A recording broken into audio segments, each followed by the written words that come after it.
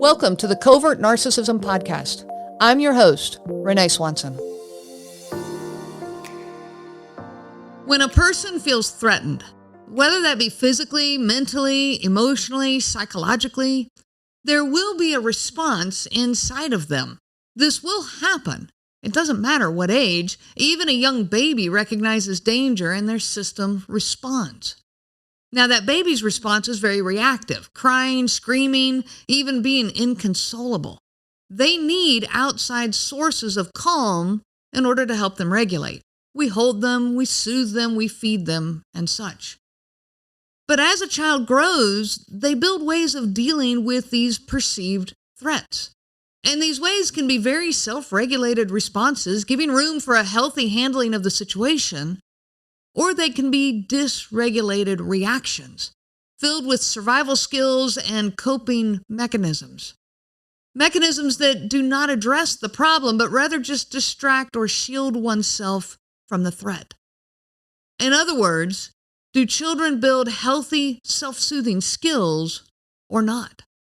How do we teach these? How do we encourage these? Is it ever too late for these to be learned and developed? And how do we do it when we're dealing with a covert narcissistic parent in their world? I'm Renee Swanson, your host of the Covert Narcissism Podcast. I'm doing a little series right now on how to help our kids.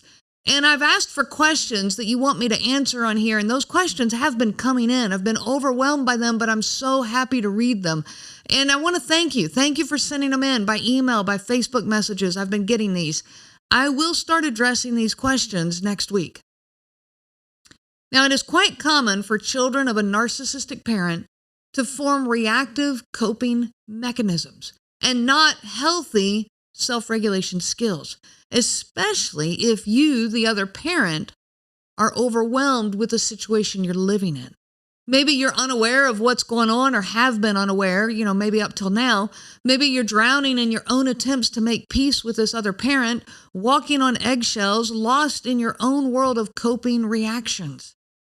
If you are not living and exhibiting healthy self-regulating skills, how will your kids ever be able to find that? These kids need the positive influence of a parent with healthy responses. And I'm going to talk about that throughout this episode. So what shows up in the kids of a narcissistic parent? These children experience the feeling of threat on a regular basis, a daily basis. It's a verbal, emotional, psychological threat. Maybe they come to talk to the parent, just to say hi or to greet their parent or to ask them a question. And the parent's response is, well, what? A real sharp answer. What do you want? The sharp, aggressive tongue of a covert narcissistic parent is threatening to a child. That child now feels worthless or they feel like they're in trouble. Maybe an excited child runs to this parent to share a recognition that they got at school that day. And they're met with, why are you being so loud? Stop yelling and quiet your feet down. Act like a normal person. The very core of this child is threatened. Not only do they not feel loved, they actually feel attacked and they feel blamed. They are threatened by this parent. Now, add to that, they also now become threatened by themselves. I'm a bad person. It's an internal threat that can haunt these kids for years, even a lifetime. When we experience threat, we also experience a physiological response. Tense muscles, tightening in the chest, shallow breathing, an increased heart rate, the inability to focus, an upset stomach, and so on.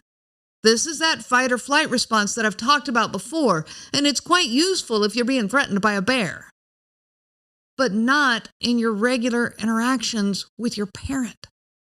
This causes massive anxiety.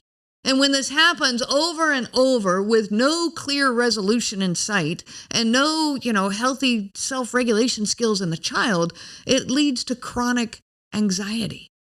This takes its toll physically as well as mentally, emotionally, spiritually, psychologically. Now, when we talk about emotional abuse, we often distinguish this from physical abuse. But I had somebody point out to me just here recently, do you really think that emotional abuse is not physical? And I stopped and went, oh my gosh, I haven't thought of it that way. The response that we have to this emotional abuse is extremely physical. It's so damaging. It's just on the inside. So actually, it is a type of physical abuse.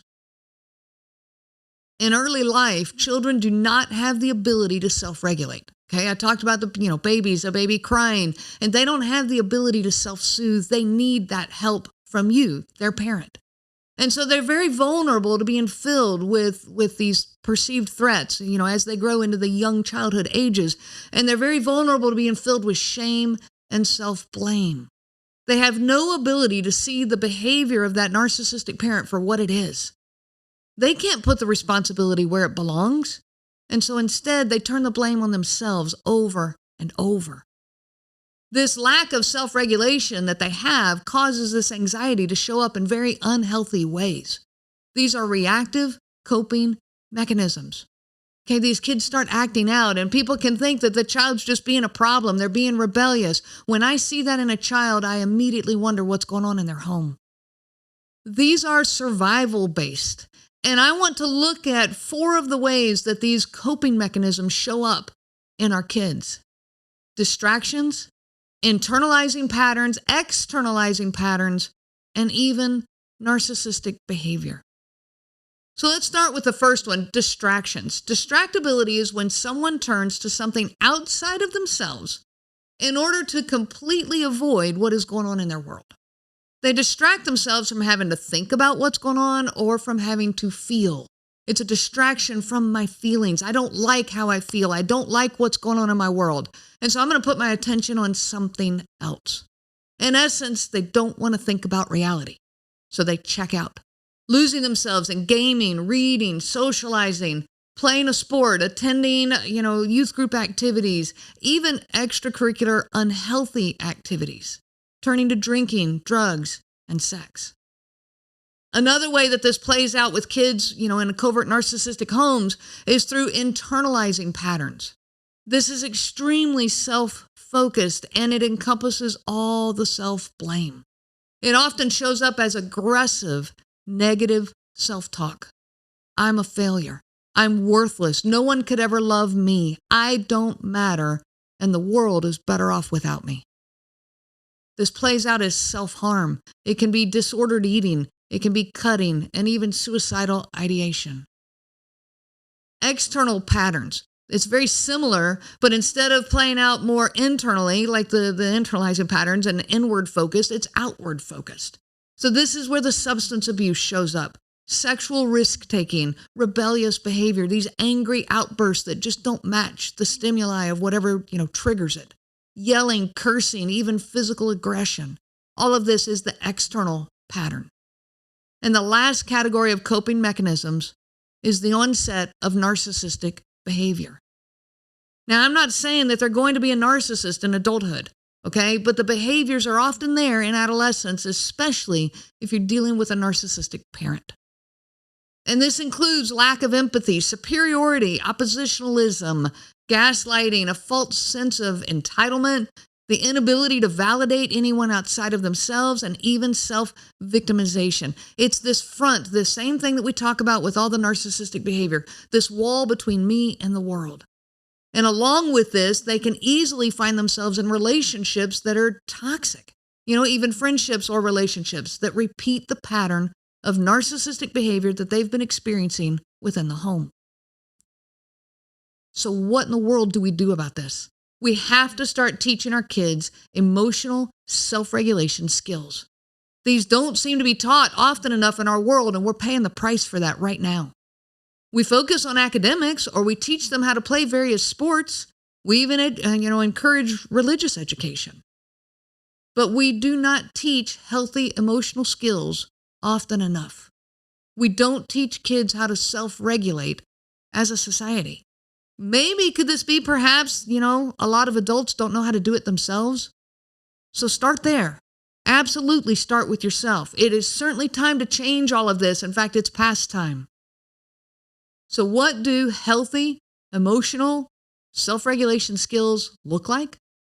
Well, let's start with the self-regulation part. What is it? It's the ability to manage your own emotions and your behavior, your reactions in whatever situation you find yourself in.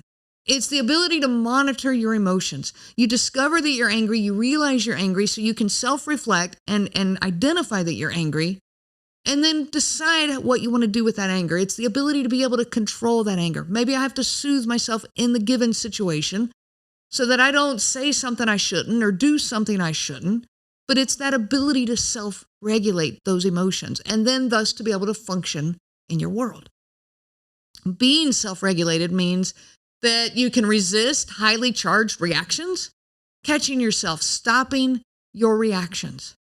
It means that you have the ability to calm yourself down when you're upset. It means you're able to handle frustrations and changes in expectations. It means you're able to stay on track even when things go awry in your world.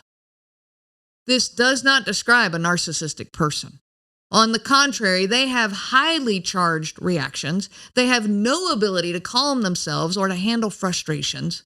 There's a complete inability to handle changes in expectations or when things go awry in their world. In essence, they have no resiliency. And in this way, they are just like a child that has not yet learned to function in the real world. We need to teach our kids how to self-regulate their own emotions and their emotional reactions to life. So here's some ideas on how to start teaching this to your children. Identify the emotional needs of oneself and others. This is a skill that we need to teach. So how do we do it? We encourage conversations about emotions. I'll give you a simple way to do this. When you have a young child and you're watching a show or you're reading a book, ask things such as, well, how do you think that character feels? When you do this, you are allowing them to think about somebody outside of them, relate to that person, that character, in a safe environment, and maybe identify their feelings. You might ask them, well, when they did this, then how do you think that made them feel? Or when this changed, how did that change their feelings? This exercise helps them to consider the feelings of someone outside of them, and it also helps them to create the verbiage around emotional conversation. It gives them the comfort and safety to talk about emotions in a world where a lot of that is not safe. Relating to how a character feels is a great way to get this started. As you're doing this, you need to accept any feelings that your child answers. If they answer something that you're not expecting, you're expecting maybe the character is upset and they're saying, well, I think that character feels great, whatever they say, don't communicate that any feelings here are wrong. If they surprise you with their answer, then just say something like, wow, I didn't think of that. Tell me more. You're seeing something that I don't see, and I would love to know more. Can you describe it further? Help them to have confidence in their perspective. Another way is to start including emotional language into your regular interactions. Instead of asking, hey, how did your test go at school today? Ask instead, how do you feel about, after you took that test today? How do you feel? If your child is describing something that happened to them that day at school, make it a practice to say, well, how did that make you feel? Or what feelings did that create in you? Or were you okay with the feelings that this caused? Let your language, let your interactions with them start being more encompassing to their emotions that's going on. How it made them feel is often far more important than what actually happened. Make time and space for these emotional conversations. I cannot express enough how important it is to listen to your kids. And I can tell you right now, I was guilty of being that busy and distracted mom for way too much of my time as a parent. Until I finally realized it one day and got my eyes open to it and went, I have to change this right now. And it's the best thing I ever did for my kids. They're often expressing their emotions, but busy and distracted parents don't even hear them. Or maybe as parents, we already have an expected answer in mind, and we're so busy in our mind that we don't listen to what they're actually saying. I'll give you an example. One day, my husband and I and our younger son were out taking the dog for a walk. And my husband was always complaining to me about how he could never connect to the kids. And I tried, of course, every way possible to help him to understand why, or what I saw at least. Well, we're walking our dog, and my husband, says to our son, hey, what are you studying in school right now? And our son gives this huge sigh and says, "Oh, everything." And he starts to continue talking, but before he can even get another word out of his mouth, his father, my husband, says, "Well, can't I ever get a straight answer out of you?" And gets real snippy with him because the answer wasn't in the format that he expected. Of course, this shut my son down. He was done. He wasn't going to say anything else, and he clammed up. What my husband didn't hear was in his own answer, that huge sigh and saying everything, is that my son is overwhelmed with his schoolwork right now. He's feeling like they are studying everything, that we've got, all this going on from all these different directions. But my husband was so wrapped up in his mind, he couldn't hear that. Make space inside of you for your kids to answer. In your own head, make that space that gives room for their answer, for what they are communicating to you. In addition, be present to your own emotions and those of others. You have to be on this journey. I've expressed that over and over in my podcast. Check in often with your own emotions. How did this make me feel? Am I at peace with this feeling? What can I do to soothe this upset feeling? If you are not on this journey yourself, you cannot possibly teach it to your kids in an effective way. Maintain your own sense of calm. Kids truly benefit from a caregiver who approaches their impulsive and reactive behavior calmly, giving that child space to settle themselves down. From your non-reactiveness, they feed off of that. They feed off of that calm energy, and they begin to soothe themselves, which is the goal in the first place. But in order to have that space for them to learn to self-soothe, they need non-judgmental and non-emotional interactions from you. And by the way, these calm interactions, they're good for your soul too. So resist your own impulsiveness. Practice your own self-regulation. You can't teach a child to control their impulsiveness by your impulsive actions. You can't teach them to relax and reflect when you are all emotionally charged and fired up. Self-soothing skills. These are necessary for you and your kids. I'm going to give you a couple more here real quick that are specific for your kids. Don't fix everything for them. Don't instantly jump in to solve their problems or to help settle them down. This does not give them opportunities to learn and develop these skills. If they were working on simple math homework problems, you wouldn't just sit there and give them all the answers. They need time to work it out on their own, right? The same is true for their emotional struggles too. Don't just give them all the answers. Give them the safe space, okay? And help them find their own answers. Give them the space to learn this. The goal is not to avoid tough situations, but rather to coach them through the tough situations. Be there for them and with them, offering your support and care. I encourage you to think of these skills as ones to be taught and learned. It isn't just something that we're born with or not. There is an element of that. Some people are born, with more math skills and less English skills, while others are the other way around. Some are born with more physical skills and less emotional skills, and vice versa. But even if you're born with math skills or athletic skills, you still develop them. Add emotional skills to the list as you are working with your child. Don't expect it to be perfect or to somehow magically be something they already know how to do. And while you are at it, keep working on your own emotional growth as well. This is a journey of a lifetime, and I wish you so much peace on that journey of healing. You have been listening to the Covert Narcissism Podcast with your host, Renee Swanson. Be sure to check out our website at www.covertnarcissism.com. There you will find many resources just for you to help you on this journey. You can also reach out to me by email at Renee, RENEE, at cnglifecoaching.com. Those letters are CNG, as in Covert Narcissism Group. I do look forward to hearing from you. I wish you so much peace on your journey of healing.